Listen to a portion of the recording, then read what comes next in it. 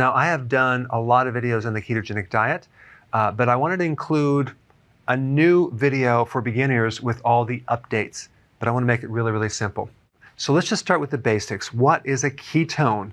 A ketone is not a fat, it's not a carbohydrate, it's not a protein. It's kind of a combination, or it has characteristics of both a fat and a carbohydrate, but it's not either. It comes from fat, but a ketone is an alternative fuel source. And the way that you get ketones is you simply lower your carbohydrates in your diet, or you reduce the frequency of eating. And this is why we recommend a low-carb diet with intermittent fasting. And that way you can maximize your ability to make ketones. Ketones have many advantages versus regular glucose fuel. Number one, it will increase your oxygen in your body. Number two, it increases your energy. Number three, it supports the brain. In fact, your brain prefers ketones over glucose. Same thing with the heart.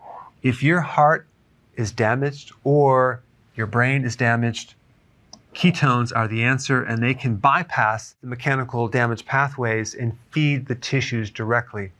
Most of the body tissues can run in ketones, but some parts need glucose. And this is the confusion that people have. They think they need to consume glucose to get glucose.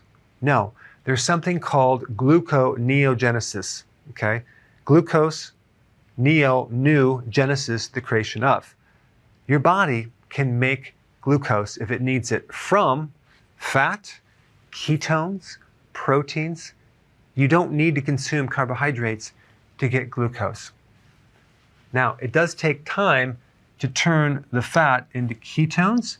It's going to take between 3 to 5 days. It all depends on how damaged insulin is in your body, how damaged your pancreas is. If you are a pre-diabetic, if you are a diabetic, if you have insulin resistance, it's going to take longer and longer to adapt.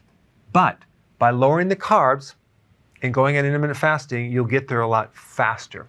That explains how to get into ketosis. You lower the carb and you lower the frequency of eating. Now, why would you want to do ketosis? What is the big benefit of doing that? Well, you're going to lower insulin, and most people have high insulin. Rarely does your doctor ever test you for insulin. They'll test you for glucose, but not insulin. If they did, they probably would find higher levels of insulin. The test that you would want to do is called HOMA-IR, and that will pick this up. Too much insulin causes insulin resistance. Insulin resistance is behind prediabetes. Insulin resistance is behind metabolic syndrome, high blood pressure, fat in the gut area right through here. And prediabetes leads to diabetes. So in reality, diabetes stems from high levels of insulin at a certain point. And so keto and intermittent fasting will lower insulin. And that is the big benefit of doing this.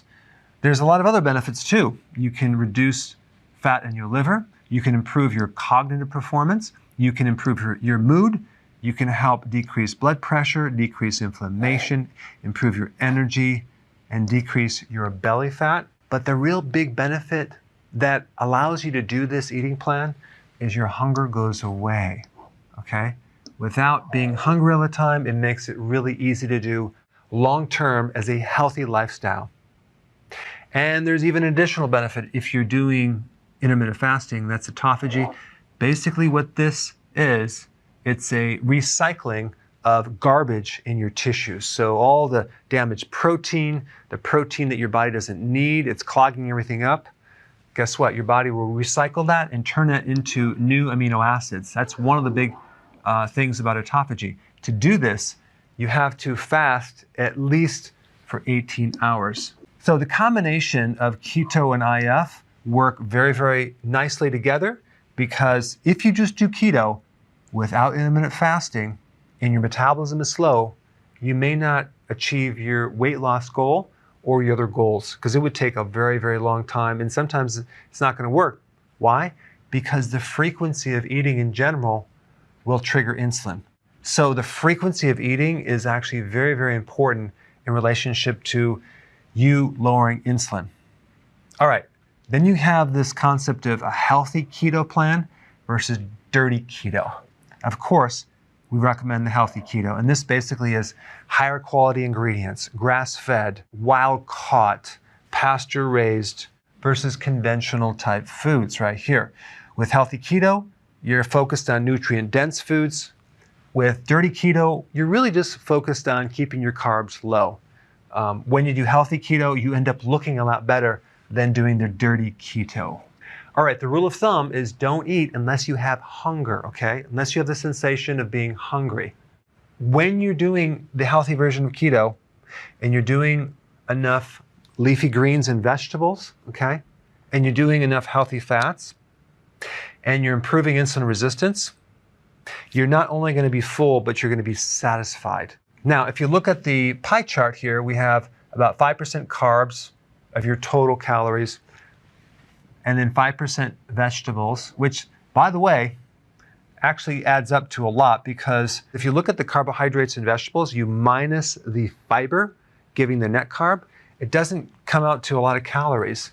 So if we look at the total carbs, which would include like berries, hummus, nuts, and seeds, there's a little bit of carbs in those, and you combine the vegetables, that's like 10%. Then we have 20% protein, and then we have 70% fat. Now, the fat looks like a lot, but realize fat is basically double the calories of other macronutrients. But if we actually look at an actual plate with your food on the plate, if you just look at it like this, to keep it really simple, half the plate vegetables, okay? A quarter would be protein and a quarter would be fat. But because protein and fat usually come together, that's going to be pretty much half your plate. That's what it should look like. The benefit of the vegetables are the vitamin C, the minerals, other nutrients and phytonutrients. Okay, I'm going through this really fast, but I'm just giving you a summary. In the next few videos, which I'm going to put in a link down below, I'm going to talk more about exactly what to eat when you're eating.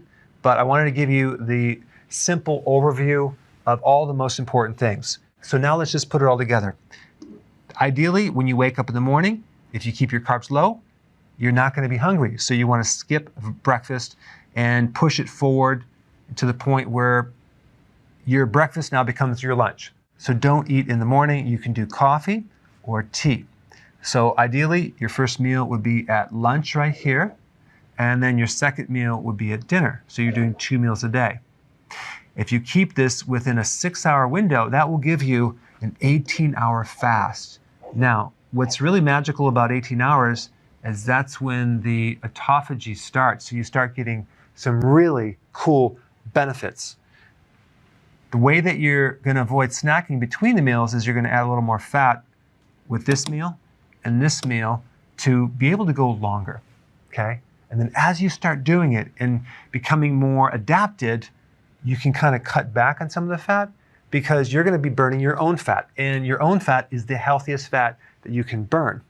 But the key is this 18-hour fast right here. If you have to snack within your eating window, fine, if you need to do that.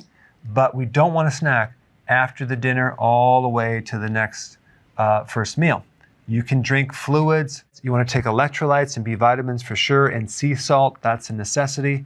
But we recommend that you don't eat anything. The common foods that are really good to focus on would be pasture-raised eggs, okay, organic if at all possible, shellfish, fish, sardines, meats, organic, cheese. Now, a lot of people don't do well in cheese. Cheese has a lot of hormones. It's not good for people with prostate issues. It's not good with people that have allergies. So some people do not do well in cheese. Personally, I do a small amount of cheese, and if I'm going to consume cheese, it has to be grass-fed organic. I usually get European cheese, and I don't have a tremendous amount, but you can overdo it with cheese. Olives, that's a must. Avocados, lots of vegetables, 7 to 10 cups, very beneficial. Nuts, for some people, they don't do well on that, especially if they're prone to kidney stones. You have to be careful with almonds, okay, as well as spinach. So I'd avoid those if you're prone to kidney stones. Also, seeds like sunflower seeds, perfect on a ketogenic plan. All right, here you have it, the basic ketogenic plan for beginners. So if you want more knowledge on how to create a healthy body, Subscribe now and get daily notifications.